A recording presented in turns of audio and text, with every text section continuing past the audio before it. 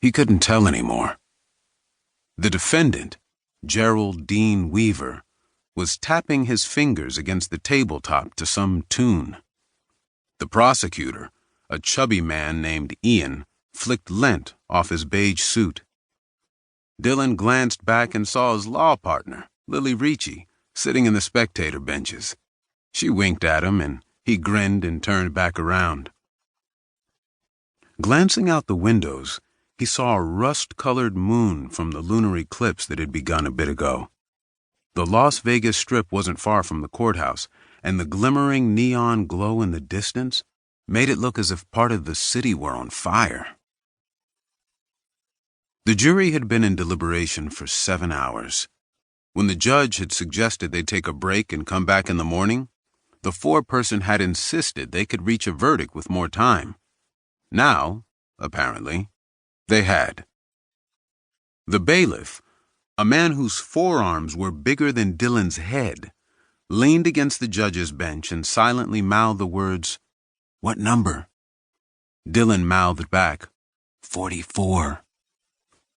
Trial number 44, and if he won, his 44th straight not guilty verdict.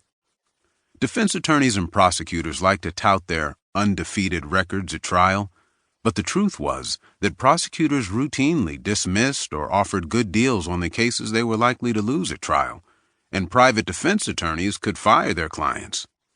Dylan, on the other hand, had racked up most of his verdicts as a public defender for Clark County before he and his partner went out on their own. Public defenders couldn't fire clients or dismiss cases. He took the worst of the worst cases, the unwinnable cases, to trial, and had never lost. "We should win, right?"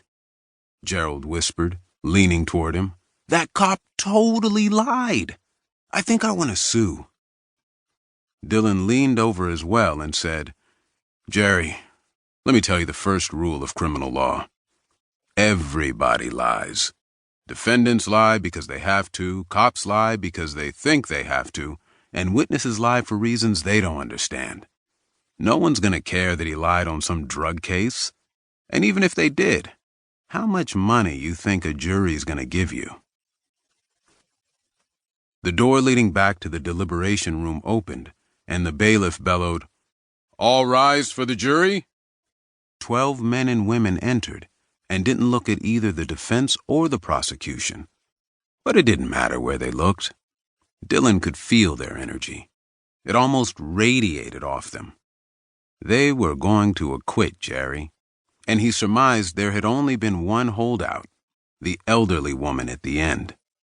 She had given Jerry a dirty look during jury selection.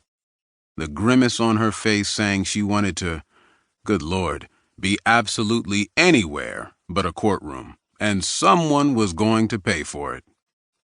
But when the other jurors didn't budge, she probably knew it would be too much effort to keep fighting, and the path of least resistance was to acquit. The judge said, "It's my understanding the jury has reached a verdict in this matter." The foreperson, a lithe woman in a black skirt and white blouse, stood. "We have, Your Honor. What say you?" The foreperson raised the verdict form and read, "We, the jury, in the matter of the State of Nevada versus Gerald Dean Weaver, on count 1, distribution of a controlled substance, find the defendant, Gerald Dean Weaver, not guilty."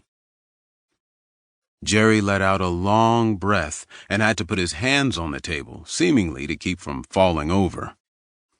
The judge asked everyone to remain standing as the jury filed out, then thanked Dylan and Ian for their hard work and told Jerry he was free to go. Jerry hugged Dylan, then shook his hand, and then hugged him again. "I still want to sue the cops," he said. "Let it go, Jerry. You just dodged 10 years at Low Desert Plains. Go get a beer and celebrate." Jerry waved to Lily on his way out as Ian gathered his papers and briefcase and came over to the defense table.